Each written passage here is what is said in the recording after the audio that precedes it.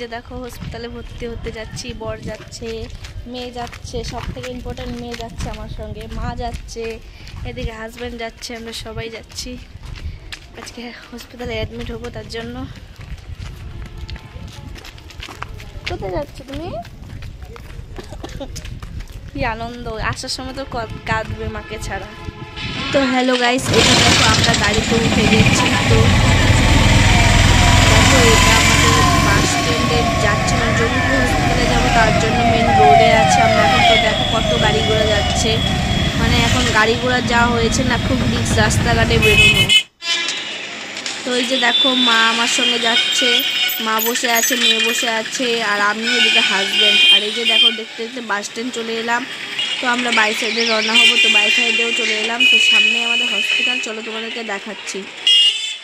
তো আমি এদিকে দেখছি কত লোকজন, আর আমি এখন যাবো, যে ভর্তি হয়ে যাবো, বন্ধু থাকবো। তো দেখো হসপিটালে গাড়িও যাচ্ছে, মানে এদিকে যাব।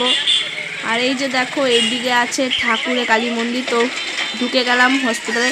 তো এটা হলো পুরনো হসপিটাল, মানে এইটাতে আগে অ্যাডমিট হতে হয়, দিয়ে মহিলাদের ওইখানে রাখে, আর এইখানে সব পুরুষদের, ছেলেদের, ছোট বাচ্চাদের মানে ভাগ করা আছে, সেইভাবে রাখে। তো আমি এটাই ভর্তি হবো না, আমি বড়টাই হবো, মানে এখানে আমি ইমার্জেন্সিতে নামটা আমি লিখবো, তারপরে ওখানে ভর্তি হবো।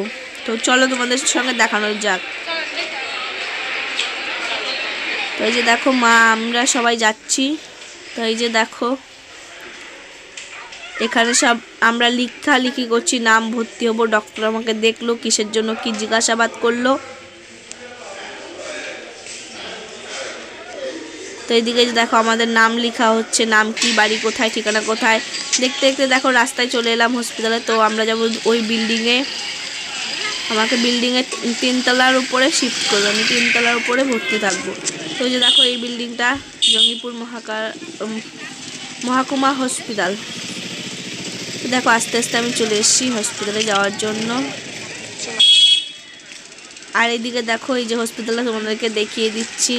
আর আমার শরীরটা এতটা ভালো না, তার জন্য আমি আসতেই ভয়েস দিচ্ছি। আর এই যে দেখো আমার হসপিটালের সব কাগজপত্র। তো দেখতে দেখতে প্রায় চলে এলাম হসপিটালের কাছেই। তো এই যে দেখো এখানে লিফটে যেতে দিবে না মেয়েকে 3 তলার উপরে। তো আমাকে একাই থাকতে হবে, মেয়েকে ছেড়ে যেতে আমার যে কতটা মন খারাপ হচ্ছিল, বুকটা ফেটে যাচ্ছিল। কিন্তু কি করব বলো, আমাকে তো সুস্থ হতে হবে, নাহলে আমার মেয়েকে কে দেখবে। আমার খুব মন খারাপ লাগছে সত্যি। তো এই যে দেখো ফাইনালি আমি হসপিটালে ভর্তি হয়ে গেছি। তো এই যে আমার স্যালাইন দেওয়ার জন্য আমার হাতে সব রেডি হয়ে গেছে, কিন্তু মেয়েকে ছাড়া আমার কিছুতে মন বসছিল না, যে সোনামা কি করছে বাড়িতে। আমি ওকে ছাড়া এখন পর্যন্ত, ও 2 বছর 3 মাস বয়স হয়ে গেছে, আমি একদিনও ওকে ছাড়িনি। সেই মানুষটা আমি দেখো আজকে ছেড়ে আছি। 2 বছর 3 মাস বয়সে আমি 10 মিনিটের জন্য ওকে একা ছাড়তে পারিনি। সেই মানুষটা আজ আমি একা একা বসে আছি, মানে আমার কতটা যে কষ্ট হচ্ছে। এটা পরের দিনের ভিডিও, যে 2 দিন হয়ে গেল আমি বাড়ি যেতে পারছি না, সোনামাকেও দেখাতে পারছি না, কি যে করবো। দেখো আমার হাতে স্যালাইন এখনো আছে, আর ভয় করছে যদি কিছু বলে, তার জন্য তোমাদেরকে ভিডিও শেয়ার করতে পারছি না। তাই ভাবলাম তোমরা আমার পরিবারের লোক, হালকা হালকা ভিডিও দেই।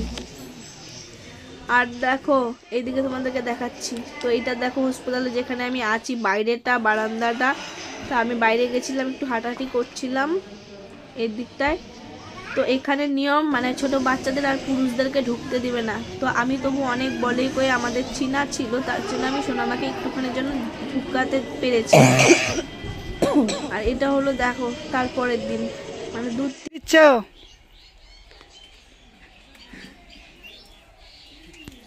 কোথায় এরা? লালগোলা। ও কি দিলা?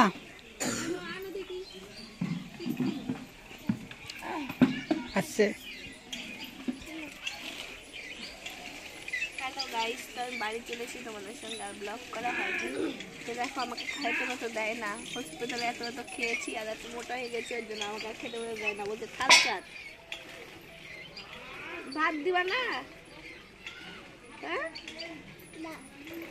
দেখো ও ভাত দিবে, থাক লাগবে না, লাগবে না, জল খাবো।